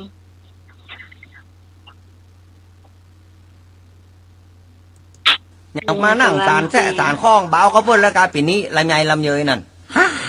ขอแชทตอบก่อนเถอะบาดแชมป์ เห็นแล้วจะตอบ ไปเรือปีแล้วนะบนหัวหมูสองหัวยังเอาแคบหมูไปเลี้ยงเหี่ยช่องไก่ต้มช่องตัวก็ยังเอาไข่ห้วนไปเหี่ยช่องแกนมันบาได้ชักตังแชมป์เอ้ย เนี่ยลุงใจถ้าเอาอย่างอี้บอก เอา อย่างเปิ้นตั้งใต้ปุนาถ้าเปิ้นไปบนสำเร็จแล้วเนี่ยเปิ้นจะเอาลิเกกาดนตรีกาไปเต้นแก้บนน่ะถ้าเจอมันชอบอย่างอี้ลูกมาลองกันบอก เอ้ยคำว่ากะเชดนี่นะเจ้าอันอย่างไปบนมันก็เป็นอย่างนี้กะแชม น้อ ป์ งพอคนกล้า อันแชมป์บอกจะดีแต่กะฮะมันร้องมันบอกหูนะแต่ นะกะ แต่ลุงบอกให้เข้าใจนะอันดนตรีดนเตอนักร้องนี่นะ บ่เป็นหยังถ้าว่าจะยากอย่างอันผมจะเป็นผู้ช่วย ผมมันหุมอยู่แล้วตกลงก็ อันกะแชมป์ อีร้องไว้ชักตั้งมาเนาะ อย่างอี้กาลุงใจ อะไรล่ะจะไปบีบมือลุงแหงกะ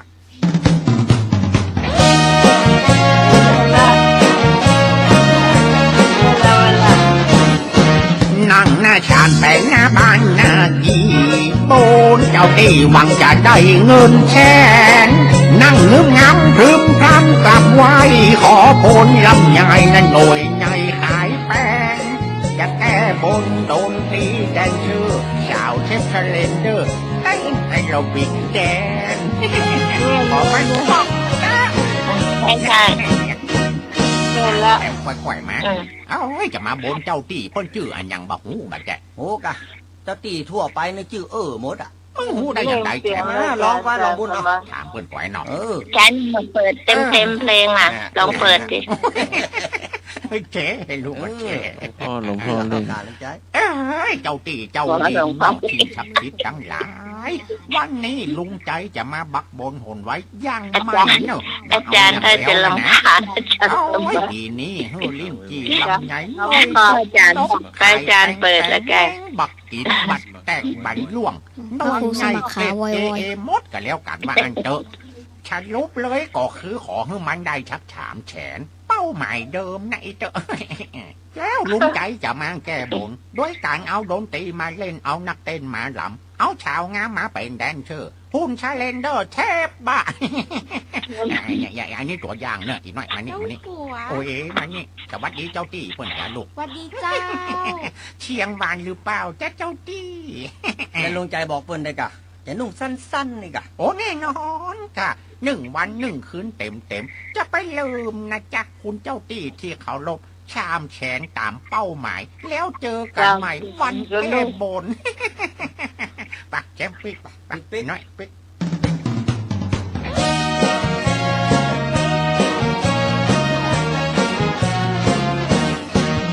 ลุงใจเป็นกระไดหน้าบูด ยังไงมันถูกด้วยลุงน้อยไอ้แซ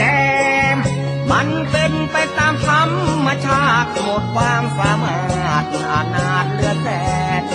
ถ้าอยู่ไปบนแล้วดงจีแดนชื่อลุงบัดงักแงวเงาจะเอากระเทยเต้นแต่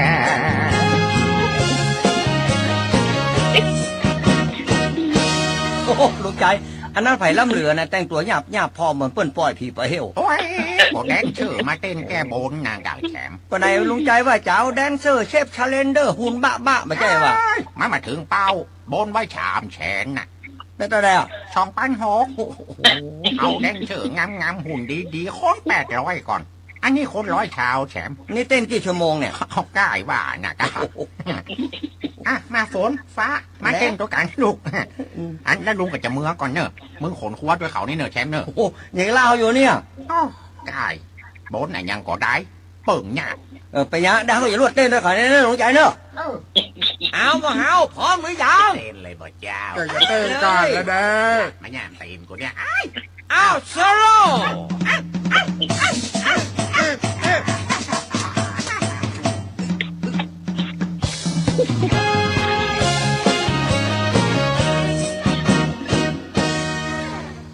โอ้100 ลูก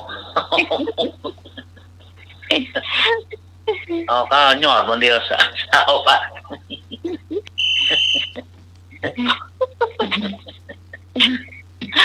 เข้าไป เขาเอาไปเล่ากัน20 บาทเนี่ยไอ้หนุ่ย โอ้เพิ่น100 ลูกถนนไก่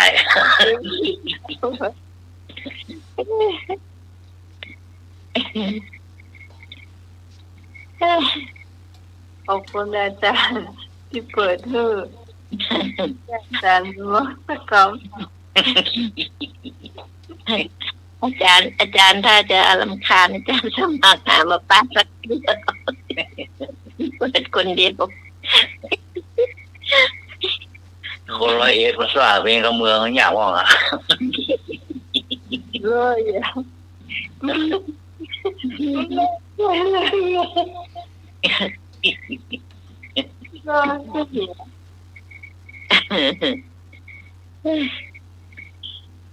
งั้นเดี๋ยวพรุ่งนี้เอาแม่จะสมัครเพลงที่ไอ้พงว่านั่นน่ะอันไอ้อย่างก็คนยองเอาผัวลอยกระทงอ่ะแล้วก็เอาเมียลอยกระทง เยี่ยมเราเวลาที่น้องถามอ่ะ นั่นน่ะ ครับจบไปละ อันนั้นน้องตู่ดารณีร้องจะมันแล้วเนาะมาเคยได้ยินม่วนดีเหรอ ผมเคยได้ยินปีแล้วอาจารย์เปิด นะม่วนดี ครับ เคยได้ยินนะครับ ผม ยองใกล้หัวยองใกล้หัวนี่เปิดไปแล้วยังงั้นยองใกล้เมียยังได้เปิดด้วยนะท่านผู้ก็เปิด เองนะแล้วคนยองถึงโน้นใกล้เมียหรือยังเอาลอยกระทงก่อน เอาหัวไปลอยแล้วก็เข้าใจว่าจะเอามีไปลอยนะเอาไปลอย อันม่วนดีไอ้พงมาเคยได้ยินม่วนดี นั่นมัน ปีแล้วอาจารย์เขามาเปิดอ่ะแล้วก็ทายเขาก็ทายบรรทาเพลงกันล้อแม่ล้อ นี่เมียมันปากนักเลยเมียด่าปากนักจมบุ้มเ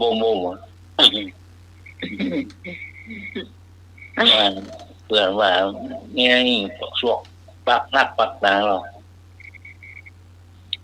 วางแผนเอาเมียไปเอาสวนสัตว์เพราะว่าปลาเมียสวนสัตว์ไปที่ฟาร์มตัวละเข้นะ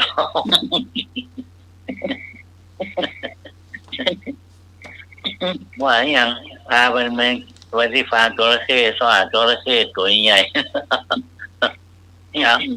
ก็ถึงโยมาโต๊ะฟาร์มตัวละเข้อะไรจัดการเรียบร้อย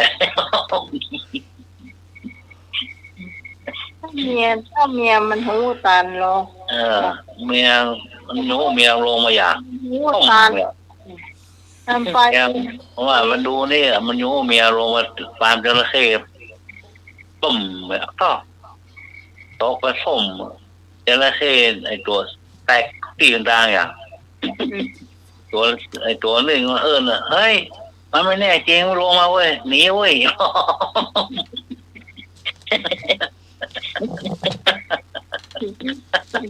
หัวอยู่ตะบนสัตว์ดุ้งขนาดจระเข้ยังหนี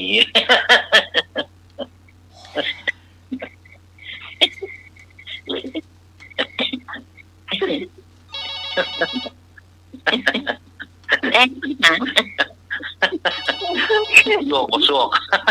เมียมัน เลี้ยงให้ตัวใหญ่ก็ตกตั้งต้นแท็กซี่หมดอ่ะ เนี่ยมันตัวใหญ่หรอกไอ้พงษ์ ครับ มันจระเข้มันได้จะรำคาญที่เดือนที่ มันหนีไปยังสนามบ้านที่กอนโน่นน่ะหนีไปที่คิดโน่นน่ะ เมื่อจระเข้บ้านไปก่อนตัวมันใหญ่นะ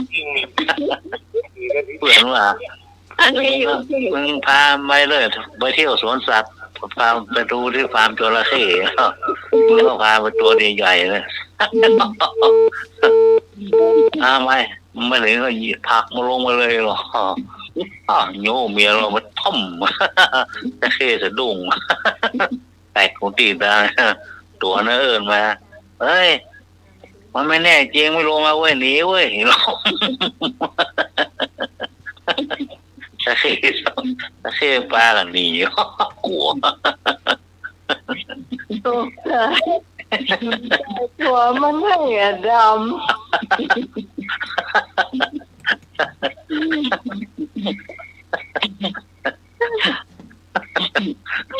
เนี่ยบาปแพ้บุญ ำไม่ได้ยุ่งกว่ามันตกแต่เลย ตัวนั้นเอ้ยมันไม่แน่จริงไม่ลงมาเว้ยหนีเว้ยหรอ ไอ้เนิร์ดก็จะนั่งอมยิ้มใกล้หัวอยู่คนเดียวนะเนิร์ด ไม่เคยยุ่งอะตื่นเต้น อยู่ได้สว่าเรื่อง ครูสมัครจะรีบสักพัก ครับ ไปงีบได้ไง เดี๋ยวจะหมดเวลาแล้ว ง่วงนอนครับ ฮะ อาจารย์สมัครง่วงนอนฮะ โอ้ ทำงานเยอะเกินครับ เลยนิทานนี่เป็นเหตุ อาจารย์ทำงานเยอะเกินฮะ เอา สมัครให้หยิบไปเลย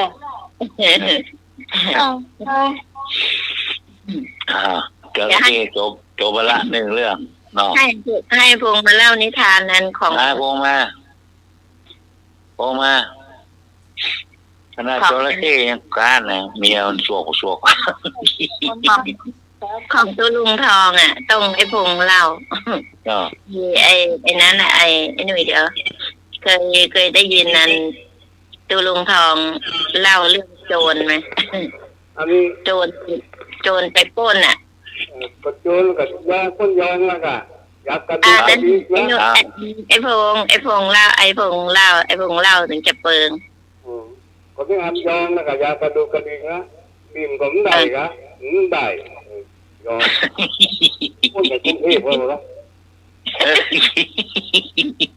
เล่าเสียงยาวๆเหมือนตัวลุงหน่อยจ้ะ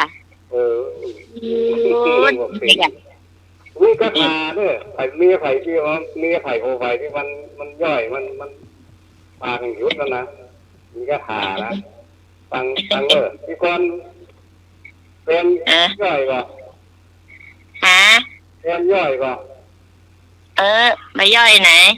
ถ้าย่อยมีก็หานะมีเอาน้ำไอ้โขดไปให้ผู้เจ้ามนเนาะแล้วเอาน้ำที่เป็นอมว่านะตายนะอมว่าห้ามคายเวลากินข้าวเวลานอนคายได้ ไส้จะรั้วไปก่อน อมว่ารับรองว่าย่อยรักสัน แฟนไปก่อนดีจ้ะไปก่อนจะบอกว่าหยุดเลยแบบแกก็จะหยุด หยุดเลยถ้าไม่หยุดก็พูดต่อไปอีกอ่ะ ใช่ หยุดเลยยังมันจะเดินหนี หยุดพูดเลยเนี่ยบอกเขาเนี่ยว่า ผู้ลงทองนั้นมันสองโอ้เมียหรอ ไม่ได้พูดเขา เอาได้แฟนแล้วมวยเก่าอย่างดูกันจะดีอ่ะมันใช่แบ๊บไปละหูเรื่องตักบึนหูบึนตาแหวมตาเบี้ยว นักมวยซ้อมถึงวันแมลงอ่ะ แจ้งโสภณลูกเจ้า เอ้าอย่างนั้นเริ่มเหลือหน้าออโต้ลูกเจ้าฮะอันนี้ของตู้รองหรอก เจ้าโอ้ยเริ่มเหลือออโต้แบบของมันซ้อมหมวยอ่ะค่ะอ๋อตู้เจ้าช่วยของตู้เจ้าช่วยอ่ะตู้ลุงช่วยเจ้าน้อยแล้วมันตีเจ้าหนึ่งวันเลยเอาของดีไปเหรอเอาน้ำอันต้นแบบว่าน้ำมาเนาะฉะนั้นเดี๋ยวต้นมาก็ดูเจ้ามนเรียบร้อยเอาไปข้ามมานะอมน้ำมนเนี่ยเหรออมมาเลยอมไว้นะมันต้องอยู่นอกเนอะข้ามมาในอมน้ำมนเนี่ยอะไรเงียนบุญสกรรมมาล่ะ นักมวยเก่ามาละเอ้ยวันนี้ทำไมเงียบเป็นปกติเว้ย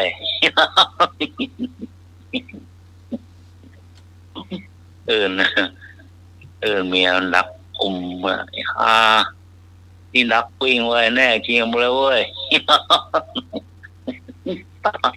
เมียใครเอาเนาะสั่นหน้าหัวย้อยนี่โอ้คายกับได้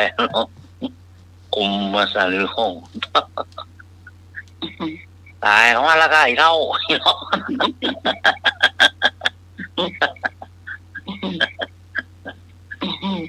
แน่จริงเว้ย อันนี้ใหญ่เว้ยกลางตื่นคนเดียว จมบุมจะกำดักปิ่ง เนี่ยยองมาดีพอเป้าตัวโกงก็รับเป้าอะไร นมัสการครับ เจริญพร ครับผม อยากเป็นใหญ่อ่ะ มันอยากเป็นใหญ่อยู่ในบ้านมันเลยข่มขู่เมียมันน่ะ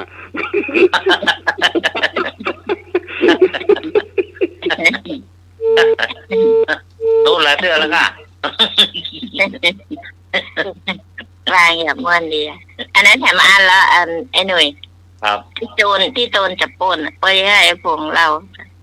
ตุนทองอ่ะเราอันนี้เนาะ ยองไอ้พวกว่าแจ้งนะยองซ้อนยองนั่นแหละ นั่นแหละอันนี้มันเป็นโจรจะมาปล้นก็แล้วทีนี้มันก็ก็พูดว่าหยุดนี่แหละ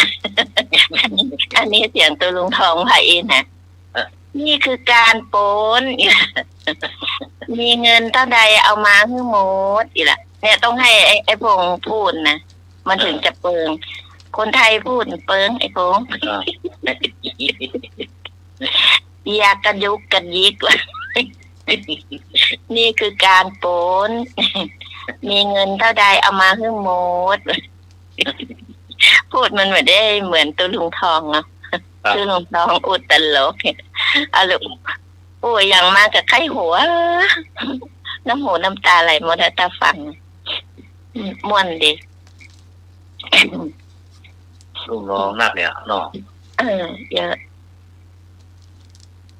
ตลกเนี่ยเว้ยน้ำหูน้ำตาไหลหมดไอ้หนุ่มใกล้หัวไอ้หนุ่มตัน คือตึงจริงจะเต้าตุ้งทองเนาะ จ้ะใช่ละ เทียบตึงเหมือนได้ นี่เหรออันนี้กับคุณนานก็วันสองคนแล้วบ้านนั่งอู้กันนั่งอู้กับเมียสองคนนี่นอกจานนะคุณนานเตียวมาคุณนานไปไหนเมียไปร้านนอกนี่อ่ะซื้อครัวผัวว่าเมียว่า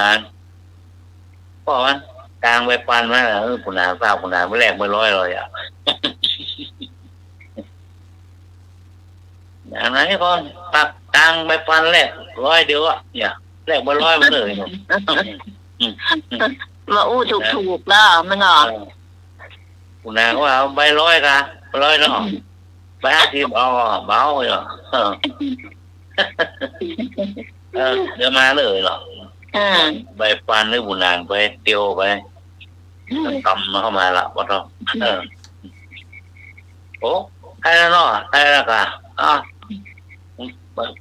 แรก100เดียวอย่างโอ้ผมไม่แหลมเข้าไปหรอผมเพิ่งบอกว่าใบปานแรก100ใบ100มาผมก็เพิ่งใบ100หรอแล้วมันใบหามเข้าปันไปไหนหามเข้า100ไปไหนมันที่มันบอกเริ่มมาเราอย่าง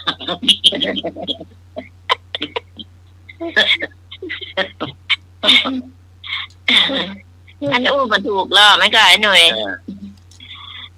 มึงบอกกูแหลกใบปันมึงอย่า100เดียวไม่ใบ100เนี่ยเรามาแลกนี่หรอก็นั่นกูเอาคนเดียวเดียวกูไปแล้วงงยากกูมึงอย่างมึงผมบอกได้เหมือนเขาแหลกก่อนกูว่าวันเสาร์วันนั้นใบปันแล้วก็เอาแหลกในเกินกูมันบ่สู้ละเนาะมืออย่างดีก็เตี้ยวันนี้เปิดไปแลก100เดียวแลกกู100เดียวตะตางที่เห็นนี่ยังหมอมีมาเสียงแต่ละ150ไม้ดอกโอ้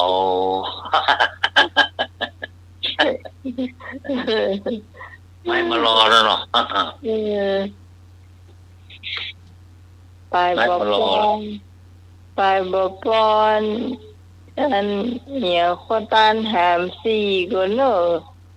โธ่ใครมาเป็นคนแหมนั่น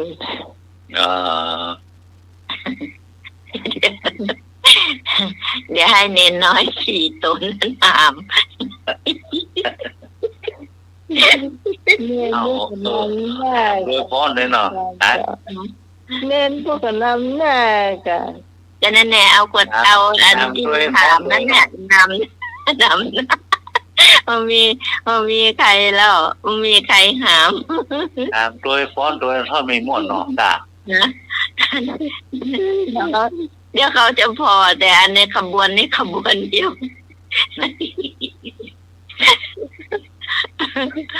โอ้ยให้หายยับเหมือนกันนี่นะน้องใหม่ยิ่งพูดว่ารายการนี้รายการผาพี่อยู่แล้วก็จะคิดว่านะเป่าเปิดแตกกุฏิทางมันนี่ก็ซาเป่าขึ้นงานไม่เบื่อบอกโอ้เบื่อหายใจหมดอ่ะก็เป็นอะไรเจ๊สีอยู่เนาะช่วงบอกโอ้เบื่อหายใจหมดหรอมันก็ม่วนดีรู้อ่ะโอ้ยหายแซ่บหมดก็เค็งเป่าวนอย่างวะโอ้มีกะมีมาโอ้มีอ้อยมีกล้วยไปเห็นเปล่าหรอเปล่าก็มีใส่เห็นกล้วยหรอโนมีเปลือกโนยามะเป๊ะต้นกล้วยแต่เพิ่นแปลงให้อย่างดีเลยนะให้อย่างดีละเรามีหน้าที่ปักสตางค์อย่างเดียวแต่ปักไว้ละบัดปักเตี้ยต้นกล้วยมีเตี้ยเดียวก่อนวันที่30แต่ก็ฟาร์มต้นกล้วยเนาะเจ้าก็จบอย่างก็จบมาเนาะอย่างอ้อเนาะอย่างของอย่างน้อยที่สุดในประเทศไทยมันน้อยมันใหญ่ก็มันใหญ่น้อยก็มันน้อย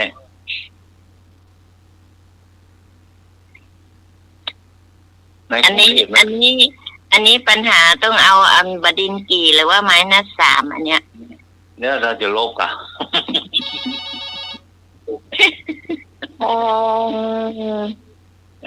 นมัสการครับคำตอบสุดท้ายคือคอคอดกาครับครับนมัสการครับยังไม่ถูกค คลอง กะ อย่าง เหรี่ยงครับ คลองอย่างน้อยน้อยก็มันน้อยใหญ่ใหญ่อยู่ในประเทศไทยนะ คลองแป๊บ ของมันยาว น้อยก็มันน้อย ห้องหลอกห้องหลอก คลองหลอดครับ คลองรอบขอบ ว่า รู ของใหญ่มันหลอกเลยอ่ะ คลองรอบขอบรู ห้องหลอกโนดูกัน ครับ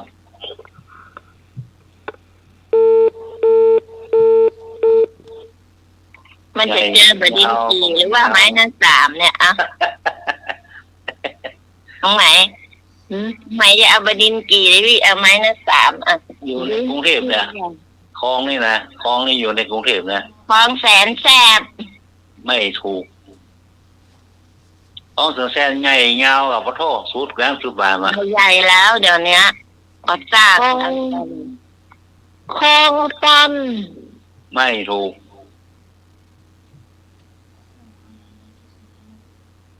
เน่าอ่ะ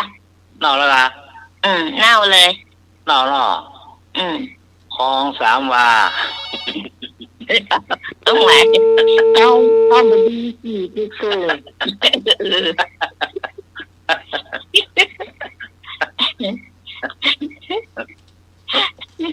ทำเกิด โอ้ ทำไมนะสามมอกเม็ดเนี่ยล่ะนึกแล้วมีผิด โอ้ใจเราเปลี่ยนกับปั้นมันโดนไหมล่ะสามแล้วครับแล้ว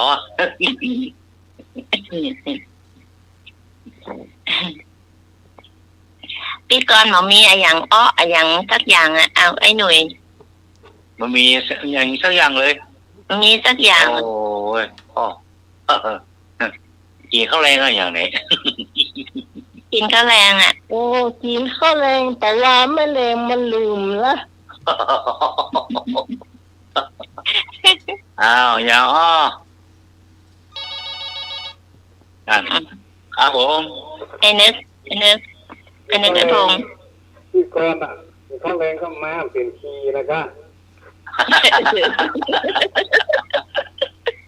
น้ำเป็นที่ไม้ยัง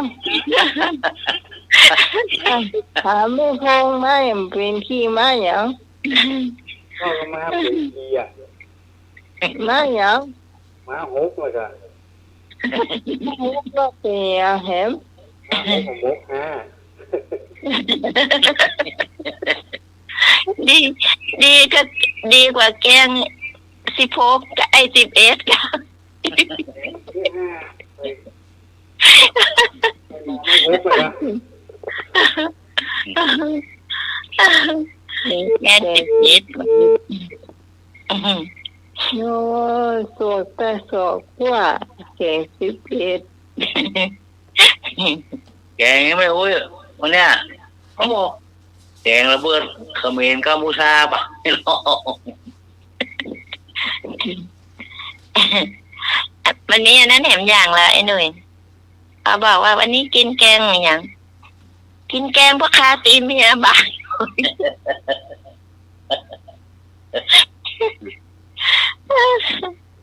นี่ก็ กินแกงเพราะคาตีเมียว่ะแล้วก่อนก็ไม่รู้จักเนาะว่าอะไรเขาว่าอันผักพ่อค้าตีเมียว่ามาได้มันก็มาเปื่อยสักหิวข้าว ไอ้ยังอ้อห้วยอย่างนี้ไปไม่ได้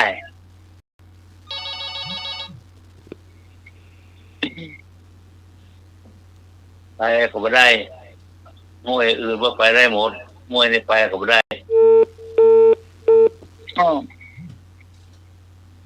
ห้วยมาเป็นอย่างดอกอีกอ่ะ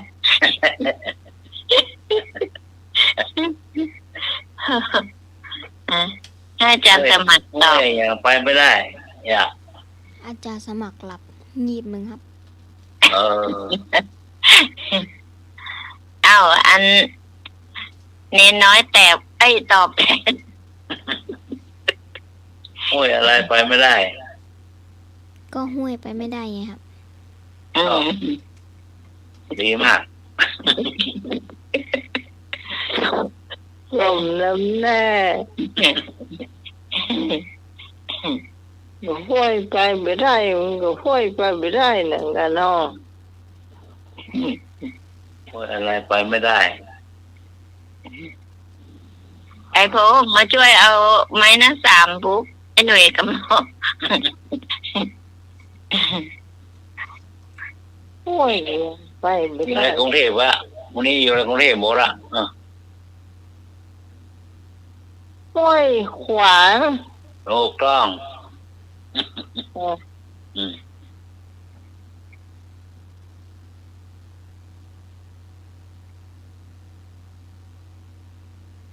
แล้วกรุงเทพมันถามว่าอยู่เชียงใหม่ใช่ไหมแล้วจอนหรอก ใช่ ไม่เข้าไม่ได้อยู่กรุงเทพนะไป คงคิด ไปนะ คงคิดเฮายาวไกลลูก ถามมาเขาอยู่เป็นคนโตนะครับ ผมมัน พระอะไรเอ่ยอยู่กรุงเทพ นะ พระอะไรเอ่ยอยู่ในกรุงเทพ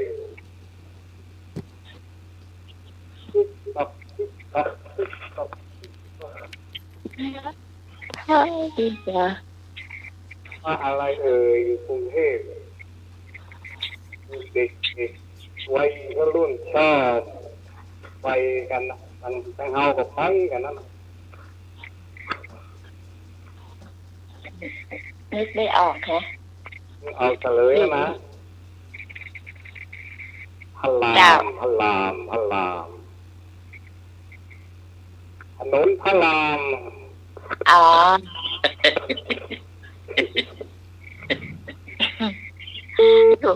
มาอยู่เชียงใหม่นานนะจำไม่ได้ เนนปิโป้ขอถามครับ ครับ ถามว่า ทางอะไรทางตันครับ ทางตัน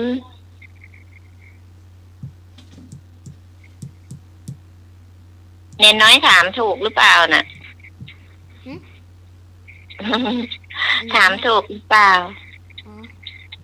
เคยได้ยินเขาถามว่า ทางอะไรที่ไปไม่ได้เอาเนนน้อยบอกถามใหม่สิ ทางตันนะ ถามผิดครับ ทางอะไรที่ไปไม่ได้ อะไรที่รถไม่ ทาง รถ ตัน ไปไม่ได้ ทางตัน ทางอะไรที่รถไปไม่ได้อ่ะ ทางตันครับ ไม่ใช่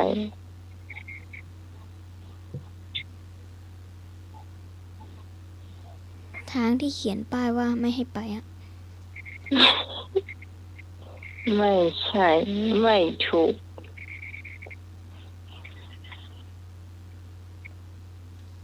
ไอ้หน่วยไปไหนมาตอบน้องไหม ครับ เอาตอ ทาง บ อะไรที่รถไปไม่ได้อีกัน ใช่ รถ ทาง ไป อะไรรถไปไม่ได้เพราะรถมันไม่ติดคนขับไม่มีไปไม่ได้ รถใหญ่เกินครับ นะ มาใช่ คนขับไม่อยู่ไปไม่ได้ ทางอะไรที่รถไปไม่ได้ทางคนเดินน่ะกะ ถนนคนเดินหรอ เอาถูกต้อง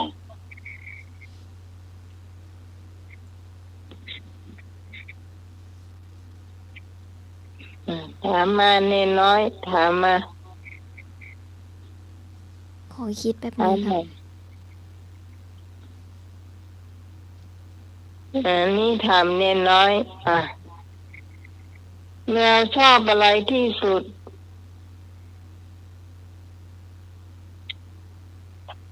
อย่างก็ แมวแมวเมียวเมียวเมียว แมว ชอ เข้า บ อะไร อะไร ที่สุด ที่สุด น้องไหมน้องไหมร้องเหมียวเหมียวไอ้กวักมองหน้าที่เล็กกวก เออ อันนึกว่าเรียกมัน แม นั่ ว ง ชอบปลาทู แมววิการน่ะ เอออันได้ยินเหมียวเหมียวนั่งมองหน้าอยู่นั่งอยู่ที่ในครัว แมวแล้วเมาแล้วครับ มา ใช่แมวชอบอะไรที่สุด แล้วชอบนอน ชอบปลาทูฮะ ปลาทูมก็ชอบนะ แมวชอ แต่ บ ว่ามันไม่ชอบ แมวชอบมันแมวลีมีแล้ว มาใส่แมวแต่นะ